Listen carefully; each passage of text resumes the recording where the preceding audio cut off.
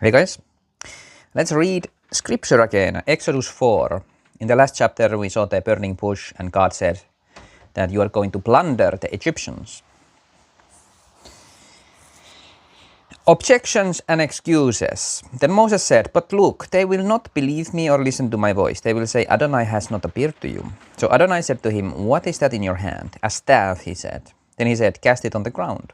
When he cast it to the ground, it became a serpent. So Moses fled from before it. Then Adonai said to Moses, stretch out your hand and take it by the tail. So he put out his hand, laid hold of it, and it became a staff in his hand. This is so that they may believe Adonai, the God of their fathers, the God of Abraham, Isaac, and Jacob, has appeared to you.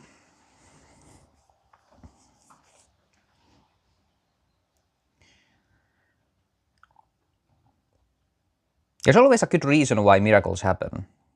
Like when Christ spoke out loud. I said these things out loud so they would believe. It's kind of like expressed very clearly. Seems like, same as here. This is so that they may believe. Adonai also said to him, now put your hand within your cloak. So he put his hand inside, and when he took it out, his hand had tsa'arat, white as snow.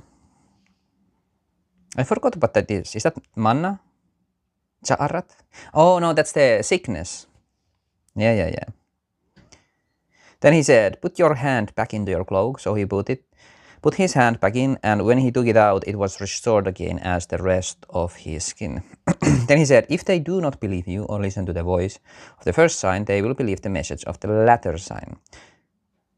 But if they do not believe even these two signs, nor listen to your voice, you are to take the water of the river and pour it on the dry land. The water which you take out of the river will become blood on the ground.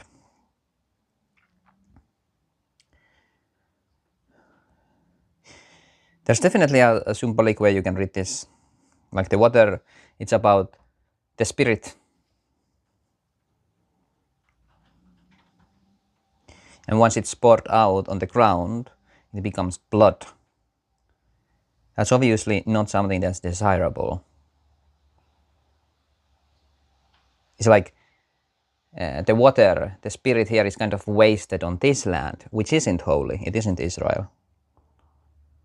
Maybe? But Moses said to Adonai, Adonai, I am not a man of words, not yesterday nor the day before, nor since you have spoken to your servant, because I have a slow mouth and a heavy tongue. So Adonai said to him, who made man's mouth, or who makes a man mute or deaf, seeing or blind? Is it not I, Adonai? Now go, I will be with your mouth and teach you what to say. But he said, please send it by another hand. Then the anger of Adonai was kindled against Moses, so he said, in fact, Aaron the Levite is your brother. I know that he can speak well. Moreover, he is on his way to meet you. When he sees you, he will be glad in his heart. That's kind of interesting. It says here that God's anger was kindled here, but it seems like nothing came out of it. But I think that happens later, actually. Maybe. There was that thing where God almost ended Moses, right? Anyway, it's further down the book. You are to speak to him and put the words in his mouth. I will be with your mouth and with his and teach you what to do. He will be your spokesman to the people so that he may act as a mouthpiece for you, and it will be as if you were as God for him. Yeah, that's kind of redundant if you think about it, because Moses is supposed to be the spokesman to God, and now Aaron, Moses wanted him to be the spokesman for himself. Well, I guess he technically didn't say that, but that's what happened here. If anything, it means even if you are slow of mouth with a heavy tongue, you know, you're stumbling. If you have things to say, you need to speak up.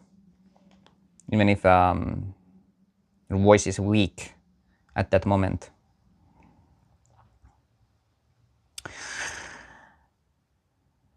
I think a lot of injustices would have been avoided like that. Like somebody just didn't speak out because they did not believe that they had the strength. But here God is saying that I'll be with you.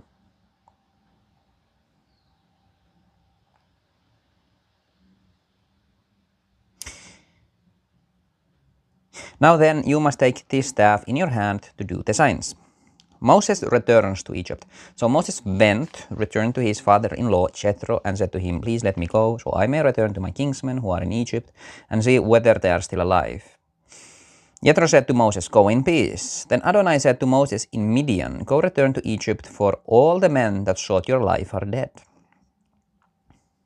So Moses took his wife and his sons, set them on a donkey, and returned to the land of Egypt. Moses took the staff of God in his hand. And I said to Moses, "When you go back to Egypt, see that you do all the wonders before Pharaoh that I have put in your hand. Still, I will harden his heart, and he will not let the people go.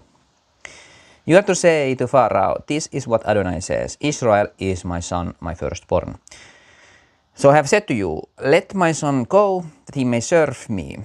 But you have refused to let him go. Behold, I will slay your son, your firstborn.' It happened along the way at a lodging place that Adonai met him and sought to kill him." Is this the part actually where God is seeking to kill Moses? Like, is that how you're supposed to read this?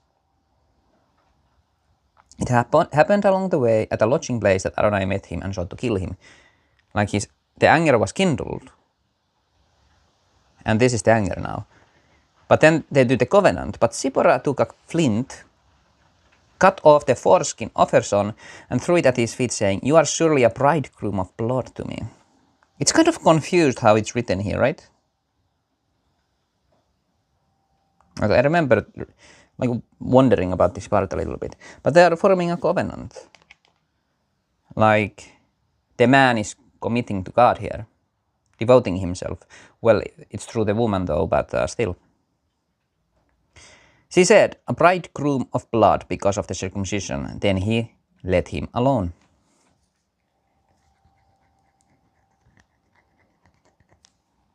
This is about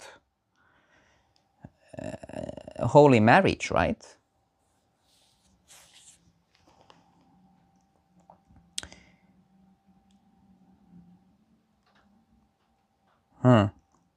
Anyway, now Adonai said to Aaron, "Go into the wilderness to meet Moses." So he went and met him at the mountain of God and kissed him.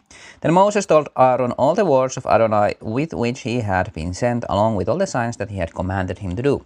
Then Moses and Aaron went and assembled all the elders of Bnei Israel.